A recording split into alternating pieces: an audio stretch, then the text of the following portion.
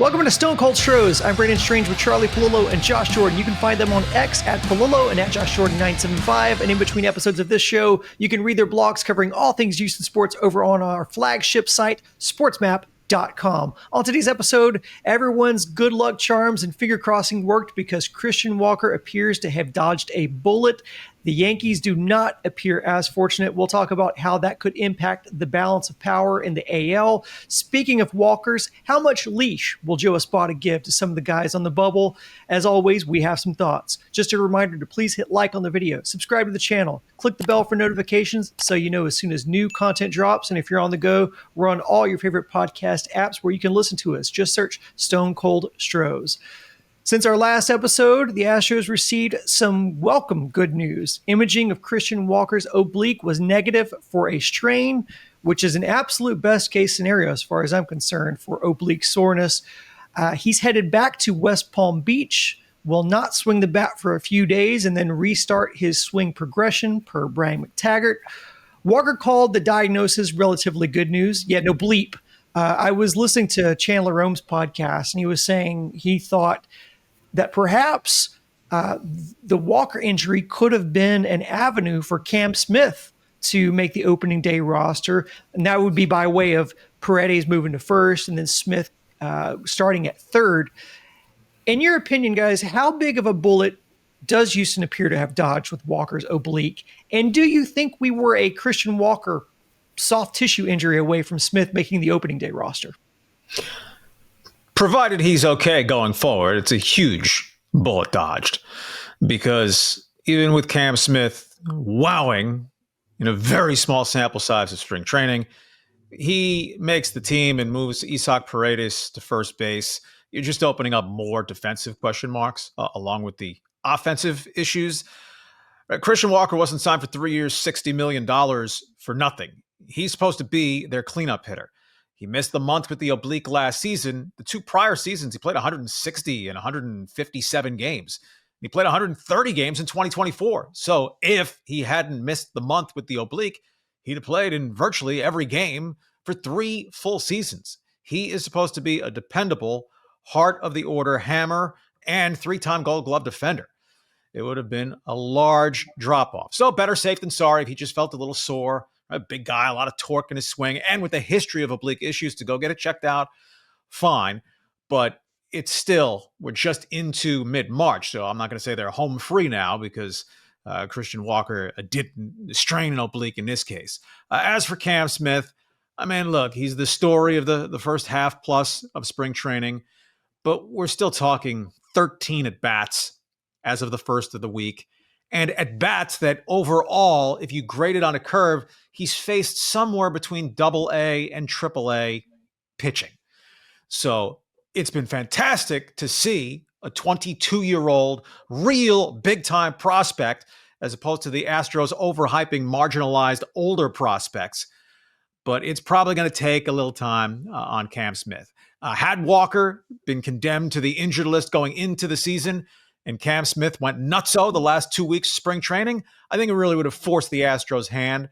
But if he tapered off even a little bit, more seasoning, not a full season's worth of seasoning if he pounds it in the minor leagues, but a little more seasoning is warranted, and they probably would have tempted with Caratini, Singleton, DeCenzo, and some combo at first base. Yeah, that's where the way I think it would have shuffled out. I don't know if Cam Smith would have made it. You still had Singleton and some other guys that could play first base. So it'd be fun to see, of course. But the 5 games in AA last year, it's just, spring training can be very deceptive. So I'm fine with that. Give him a little time to round into form, get used to AA, maybe AAA pitching. With Christian Walker, this is a big one because with him missing the entire month of August and then only hitting like 230 something when he came back, you would worry if there was something on that imaging. Was it damaged goods to where the injury was lingering from last year, not even maybe a new injury. So the imaging coming back and showing that no, it's you're good. He's just having a little bit of discomfort. The Astros word there. It's a great sign, and it could have been really bad because the Astros they've had some ups and downs signing these guys, in their mid-30s. He'll be 34 here at the end of March. So this is something you have to keep an eye on, but he's the big bat you brought in. There is a lot on Christian Walker providing some thump in this lineup that the Astros are counting on. Allow me a brief stone cold story time. A long time ago, there was a guy who crushed it in the minor leagues, but he only had 15 at-bats above single A. The following spring training, wow, this guy is going crazy. We should give him a shot. Youth, potential, freshness, excitement. But they couldn't figure out where we were going to play him in the field. The thought was third baseman by nature, but is there an opening there? Can we play him at first base? Really not a spot just yet. Well, we're not sending him to the minors. Stick him in left field to start the season the first game. The second game, we'll try him in right field. Then he moved to third base for a little while. Then he settled in at first base. His name is Albert Pujols, 2000 Rookie of the Year with the Cardinals after only 15 at-bats above single A as a 20-year-old way back when. Now, I am not projecting Cam Smith to be anywhere close to Albert Pujols, one of the 5 greatest right-handed hitters of all time, possibly. But you don't want the truly special ones to become languishing in the minor leagues any longer than necessary. Once they've showed, hey, they own the minor leagues, you get him up. But Cam Smith probably is ticketed for at least a little bit more time in the minor leagues. Yeah, I agree. And there's also a real danger in putting too many eggs in the Cam Smith basket. And while it is fun to invoke those comparisons, I also won't go as far as invoking the Justin Dearden comparison, because Dearden was never considered a top tier prospect. There's a reason why you got Cam Smith in this trade, and that's because he has high value to him. So he should project out to be a major leaguer, but when he's ready for that is certainly the question. I don't think there's going to be anything that Cam can do to make the opening day roster right now, but I'm excited about him. Let's see some sustained success in the minors, and let's see him put pressure on Dana to call him up to the big club. That's what I'd like to see. Just a quick message. If you're interested in advertising your service or product on this show, you can contact our friends on the sales team at houston.sportsmap.com/advertise. The link is in our description. Now, while Cam's been raking, the bats overall have been relatively quiet this spring. Jordan has 3 hits and a homer. Altuve, 2 hits and a homer. Jeremy Pena hitting 500, 8 hits, 2 home runs, 4 RBI, no walks, but hey, I like that production. Why walk when you're making so much contact? Paredes hitting 286, 4 hits, 1 home run, 4 walks. Zach DeZenzo, 7 hits and a homer, 3 RBIs.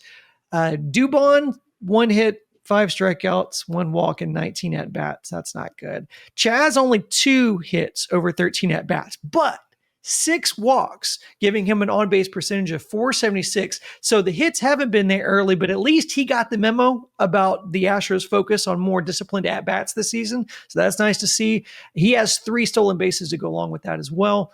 Jake Myers, 5 hits, 1 home run, and 17 at-bats, but 6 strikeouts. So we know this team will be a work in progress, and Joe Espada is going to be the chef, playing around with the ingredients, looking for a winning recipe. How far into the season do you expect we'll be before Houston settles into its final form, specifically at second base and at right field? Well, taking 2024 as an example in the outfield, I'm not sure they ever settle into final form. Right? They kept throwing darts at the board for a third outfielder, from Joey Loperfido and Pedro Leon and Trey Cabbage to signing Ben Gamel and Jason Hayward off the street. And there was never any final resolution. And in the outfield, certainly McCormick in right field qualifies as at least on probation or shaky ground. And at second base, you just don't want Mauricio Dubon as an everyday player. It undercuts his value as a super utility man. And the offense projection of Dubon, Myers, McCormick in whatever order, 7, 8, 9, that is a real weak bottom of the third. And that is supposing that Jeremy Pena is going to be a quality number 6 hitter.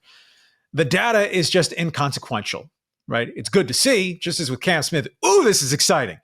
So that Jeremy Pena is 8 for 16. Well, he had stretches last season where he went 8 for 16.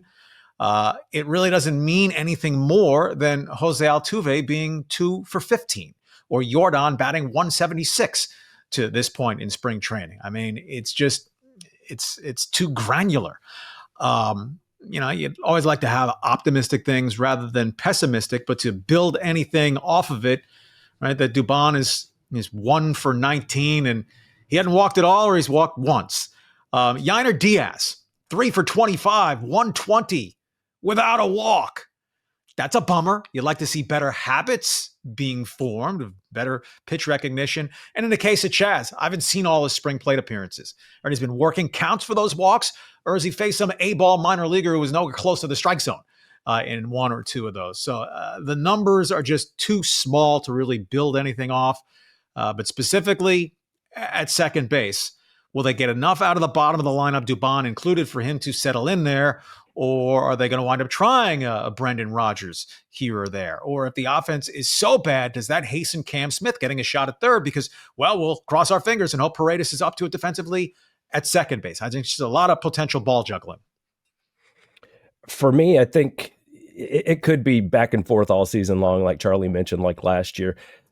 I think where I'll start is I think Chas will get 5 or 6 weeks, at least a month. I think maybe when May comes around, if Chas and Dubon are not delivering and they are playing regularly, of course, this depends on Altuve. Does it work out in left field for him? And they stick with that.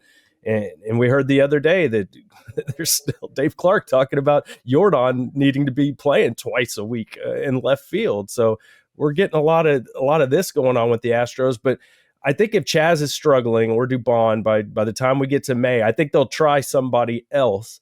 But that doesn't mean that's going to take. That's the problem, right? If that solution doesn't work out, then they may be going back to Chas or going back to Dubon, and it's something we deal with all year. Or maybe Dana Brown finds a trade, something like that. Or maybe somebody we're not even really talking about that much starts killing it in the minor leagues that's not Cam Smith. What if that happened? That would be wild. They sure are giving DeZenzo an opportunity to play all over the place. And he's been all right. He's not walking at all. He has 0, but he is hitting 292, has a home run, some RBIs.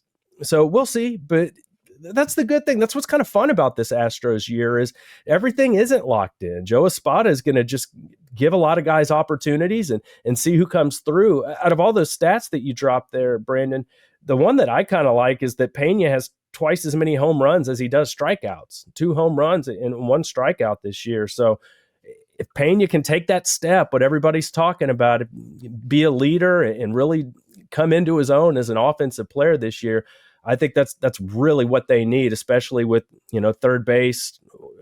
That's new. Bregman's not over there. Pena can kind of be that guy. I think that'd be a big first step. If Cam Smith puts pressure on Dana Brown by way of production, if he puts pressure on Dana Brown to bring him up to the big club, do you think it's more likely we see Paredes get moved to second to accommodate Smith at his natural position at third? Or if they find some sort of solution at second and they don't want to move Paredes off of third, do you think we might likely see Cam Smith's avenue to this team be through right field? I'm a little surprised. You can go work on the backfields and in B games, but Cam Smith hasn't started breaking in the outfield glove. I think Chas McCormick is the guy. There's the general notion, well, it takes 100, 150 plate appearances into a season before you start passing judgment on where a guy is.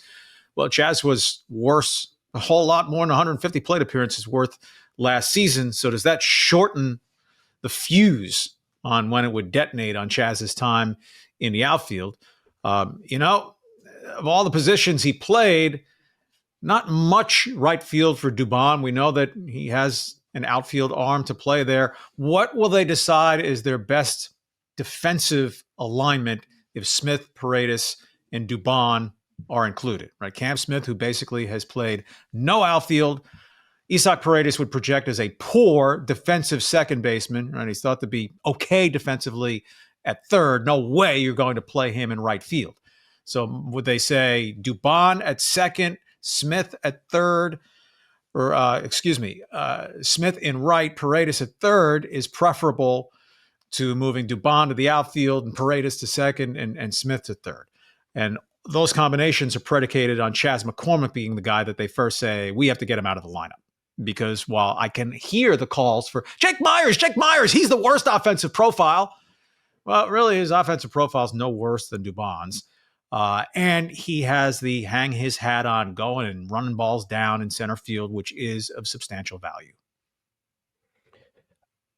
I don't see how they put Cam Smith out in right field without any experience. I mean, he's never played out there professionally before. And they just talked about he's starting to get some reps in there the other day. And I mean, he's just starting to get reps. I don't see how you bring him up to the big leagues and you throw him into a brand new position. Just doesn't feel like something the Astros would do, that Dana Brown would feel comfortable with. So I think if he does make the squad, it would be at third base if it's early on this season.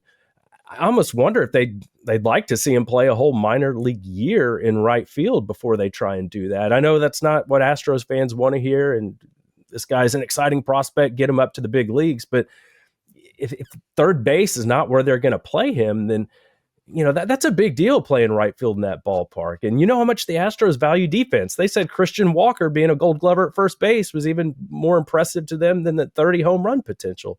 So I just think it's a deal where Cam Smith, they're going to want to see him get some reps in right field. And then, you are getting worse if you put Paredes at second base. Is he going to be as bad as Altuve was? I don't know, but Astros really value defense. So I'm very curious to see how they're going to play this. Speaking of things Astros fans don't want to hear, Charlie, I hear you talk about how Jake Myers' value is entirely on his defense. Whatever he gives you, offensive production is, gravy compared to what the expectation is him being a go-get-it center fielder. Is there a level of production or lack thereof which forces him off the team, in which it becomes a thing of they can't ignore it anymore, where the defensive value for him just doesn't buy him a place on this team anymore? Yeah, where does the sliding scale stop? I mean, Jake Myers was a wretched offensive player last season, but he was a better offensive player than Chas McCormick was. And he was very comparable to Mauricio Dubon. He's obviously a better center fielder than both of those guys. Dubon can throw it pretty well out there, but all the metrics, that Jake Myers is a plus guy. But you know what? He's not the only center fielder in Major League. Julio Rodriguez can go run balls down well. He doesn't suck offensively. Jarren Duran with the Red Sox can go run balls down well. Fabulous offensive player. I would like to think if Myers cannot top 700 with his OPS, and he was 660 range last season, that you want to get him out of there. So, hey, Jacob Melton, get off to a fast start and sustain at AAA, because he is the looming alternative, unless Chas McCormick has an amazing revival and you'd prefer to move Chas to center with whoever else then would be playing in right. Yeah, Jacob Melton was what I was thinking too, Charlie. We saw him get in some action coming back from the back soreness, got a base hit the other day. So maybe there's something there, and he provides something that they just need so much. He can hit left-handed if he can actually turn out to be able to hit. That's something they need in this lineup from the outfield. He's a perfect example of maybe one of these prospects that's not Cam Smith that could surprise and have a really good start to the minor leagues this year and get elevated. But the thing with Chas, I am liking that he's seeing more pitches. That was the big thing. He's walking more. So at least that's a good early indicator that he's trying to make some adjustments. Maybe we'll see him break out of this funk. At least he's proved it before. He's had good seasons in the past. He was just so bad last year and fighting injury. But it's kind of now or never for Chas. And I really feel like he's got about 5 or 6 weeks to make his point if he's going to stick with the club before they at least try somebody else. On the topic of areas that Houston is still looking for answers in, let's shift over to the bullpen, because Dana Brown has said that it has holes and that they are looking for competition in the 5 to 7 areas, guys that can bridge to Abreu and Hader and help alleviate them, take some innings off of them this season. And towards that search, Houston signs veteran lefty and former Rocky and Pirate Jalen Beeks. On a scale of 1 to 10, 1 being no worries and 10 being very concerned. How do you grade Houston's middle relief situation as we head into the season? I'll peg it at 5.5. Yeah, there are concerns. Find a bullpen that doesn't have one once you get down to the 5th, 6th, 7th relievers. And to use those numbers, amusing. It's the era in which we live. Dana Brown's thinking, yeah, we need guys to cover the 5th, 6th, 7th inning. Any starter doesn't get these 5 innings. He was the problem, not your long reliever types. And as we've discussed, I mean, Josh Hader needs to be better than he was in his debut season with the Astros. Right? Brian Abreu, I think, is the one guy you'd consider most money in the bank out of the bullpen. And after that, yeah, a whole bunch of question marks, but that's really not terribly beyond the norm, other than maybe a handful of teams in the major leagues. So kind of like the Astros overall roster, right? The days of them being a superpower and seemingly elite all over the diamond and in the rotation and the pen, that window has closed. But their window of competitiveness and a chance to go back to the playoffs certainly has not. And frankly, that they've had a couple of relievers come up lame this spring, hell of a lot better than having starting pitchers, quality starting pitchers, come up lame. See Yankees, Garrett Cole, Luis Gil. See Seattle Mariners, George Kirby, 190 inning starter last season, a guy who's repeatedly owned the Astros in starts since coming to the major leagues. He's opening the season, shoulder inflammation on the injured list. Fromber, Hunter Brown, Ronel Blanco, Hayden Wesneski, and who did I skip over there? I skipped over someone. I just named 4 guys. But all 5 so far for the Astros projected rotation. Not a hiccup reported. I mean, McCullers ready to face batters and Garcia, but is their 5 starters are solid. I'm not particularly worried about who's going to pitch the 5th and even 6th inning in relief, because most teams have to worry about that. Yeah, a lot of teams are thin in that area. Sorry, Spencer. A lot of teams are thin in that area. It's normal. But I will say this. I think it's going to be more important at the beginning of the season how innings 5 through 7 do, because, even your best guys, you're lucky if they give you 5 innings in their first start. I think Hunter Brown maybe gave you 4 in his first start last year. That's pretty common. It takes a couple times. Ronell gave 9. Yes. It takes a couple times through the rotation before you build up that pitch count. So early on, I could see the guy in the 5th or 6th inning, if he crumbles, that could cost you the game right there. And it's not like the Astros offense is expected to be quite as explosive as it has been in the last couple of years. When I looked at Beeks, the pickup here, he did have 10 saves last year, ERA of 4.5, nothing spectacular, whip a little high at 1.49. I looked at his pitches, fastball averages just a tick under 95 miles an hour. After that, the changeup is his next biggest pitch, and then the cutter. So he's really only a 3-pitch pitcher: a fastball, 4-seamer, change, and a cutter. Bennett Sousa has just really struggled this spring. So it wouldn't surprise me if he doesn't make it, and Beeks maybe makes it as the other lefty to go along with King. The Sousa phone call to the bullpen probably not coming. See what I did there? You do. You wish you didn't, but you do. Steven Okert, 5 hitless innings. Another journeyman lefty reliever. Will the Astros go just off the spring training results or off their analytics and how they tweak guys' repertoire? But we know they're going to break camp with 8 relievers after the 5 starters. 2 are absolute locks. I think we can safely call Taylor Scott a lock. I consider Forrest Whitley a lock to make the team roll to be determined. And then you have those last few spots with Rafael Montero saying, "Don't forget about me." I think most are ready to forget. I'd like to.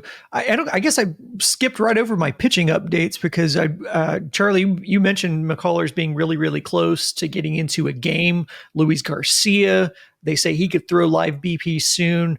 That makes it sound like Garcia is just a matter of weeks behind Lance. So if they can get those guys in subsequent fashion up sooner than later, that would be a real win for them. Whether that happens and how quickly that happens remains to be seen. You mentioned Whitley. Whitley's carrying a 1.80 ERA with 5 strikeouts. One home run surrendered over 5 innings pitched, so super small sample size. But I gotta say, I'm excited that Whitley's on track to make the big club, just because I thought it was never going to happen. So the fact that we're actually going to see what Forrest Whitley looks like as an Astro on the big league club outside of 3 innings last season, cool. I'm excited. Let's see what he has.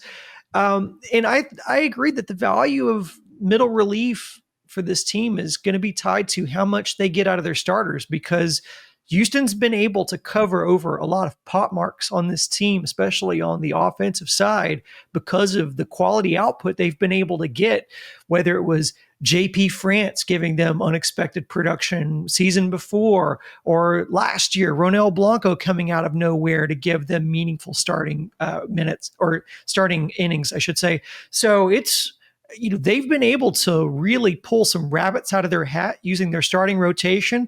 So how serious and dire their deficiencies are at middle relief, I think, is going to tie back to what do their starters get them. Because if their starters can't get out of the 3rd inning, and then you're putting a lot of innings on middle relief to bridge, that's not a good recipe for sustained success, obviously. So we will keep our eyes on that. Charlie, you brought up some stuff that we need to talk about, because injuries on other teams. Because you mentioned Garrett Cole, but Giancarlo Stanton told the media over the weekend that he has severe injuries in both elbows. He's trying to rehab those without the benefit of surgery that he says would end his season. He has no timeline for his availability. And of course, that news was, as we said, bookended by the revelation that Garrett Cole was seeking a second opinion on his elbow, and then subsequently confirmed that, or at least a report confirmed that he was recommended to have Tommy John surgery. Now, the Yankees are still statistically the odds-on favorite to make the World Series out of the AL, at least as of this recording. But betting odds aside, how do you think this rebalances the power rankings in the AL? Well, shame on anyone as a fan of any team taking delight in injuries to a hated rival, divisional foe, whatever the case. But if such injuries happen, there's nothing wrong with thinking, better them than us. So for the Orioles, who also have pitching woes going into this season, for the Red Sox, who are trying to reestablish themselves as an upper echelon franchise, throw in the Rays with 35 pitchers seemingly coming back from Tommy John surgery. These are all great developments. That the Yankees are odds on to win anything now, to me, is off the table. If Garrett Cole misses the year, now keep in mind, he didn't start his season until June last year because he had an arm issue. But he was solid, and then in the postseason, he was stellar until the Game 5 meltdown against the Dodgers. But that's a big blow. Now, they signed Max Fried to give them 180 innings. But if that's not upgrading their staff, it's merely compensating for Cole. Right? Marcus Stroman comes out of mothballs now and goes back in their rotation. What kind of year does Carlos Rodon have? And if they lose Stanton, death taxes and Stanton spending time on the injured list every year. But I mean, if he's going to miss the whole season, and you have to get to the postseason for it to matter. But Giancarlo Stanton has a career postseason OPS 50 points higher than Yordan Alvarez. We know Yordan's been a postseason monster. So really bad for the Yankees, starting for their opponents within the AL East. It's good news. But then beyond that, let's say the Yankees and Astros are in wildcard contention because the Rangers and Red Sox are going to win their divisions. Well, the Yankees ceiling is reduced. Right? Luis Gil was Rookie of the Year, and he's gone for at least a couple of months into the season. So again, poor form to be gleeful over major Yankees injuries, but stuff happens. Yeah, it's baseball. When you throw 99 miles an hour for that many years, eventually something's going to start having some issues. And it's not like the Astros would have had the budget to do a Garrett Cole type deal, 9 years, $324 million. But these are some of the reasons Jim Crane likes to stay away from 9-year deals, because if Garrett Cole does end up having to have Tommy John surgery, he's going to miss basically 2 seasons. That's kind of where we are now. You're lucky to be back in 18 months. And if he's wouldn't have even had the surgery here for several more weeks. He's probably going to miss this season and probably next season too. At $36 million a year, $72 million you're paying this guy to rehab. So and as we're looking at Fromber and, do you want to extend Fromber and give him a long-term contract? We saw it with Verlander. It's risky business when you sign these long-term deals to pitchers, because at some point it seems like they all end up having to have Tommy John surgery. So this is a big deal for the Yankees. We know how good Garrett Cole is, and losing him, I know Stanton is too, but man, pitchers in the postseason, especially guys like Garrett Cole, this is a big deal. And like I said, it could impact them next year in the postseason.